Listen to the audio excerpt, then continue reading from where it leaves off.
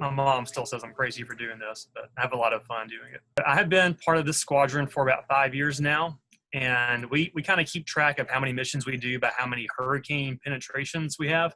And I have, last count, I think 88 times I've flown through the center of a hurricane. So I've seen a lot of activity in the past 5 years. And this year, so far, we're off to a fast start. We receive our taskings from the National Hurricane Center in Miami, Florida, and at least a couple of days prior, they will give us a call.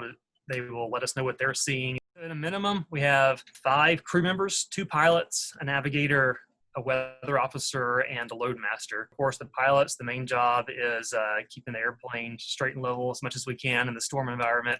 We have navigators that are responsible for our flight planning. They also look at our fuel plan because we can have missions anywhere from 9 to 12 hours long. And then the weather officer, they're the ones really driving the mission.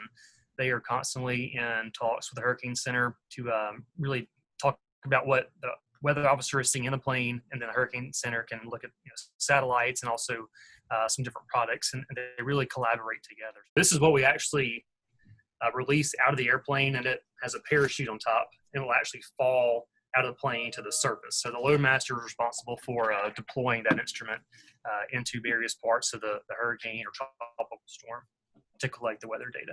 It's a great feeling knowing I'm contributing to collecting data that ultimately improves the forecast. That's really what we're here to do.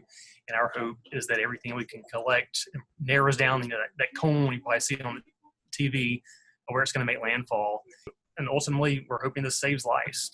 People will get a better heads up and have a lot of faith in the forecast that it's going to be accurate. We go right through the middle of the storm, right through the eye wall and the eye, up to anywhere from 2 to 7 or 8 times per flight.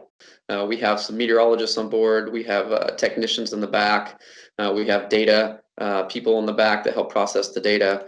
We have navigators, and of course, we have some of the pilots.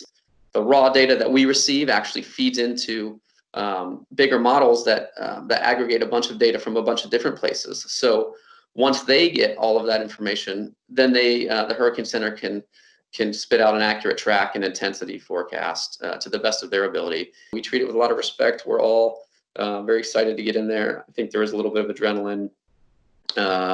It's excitement.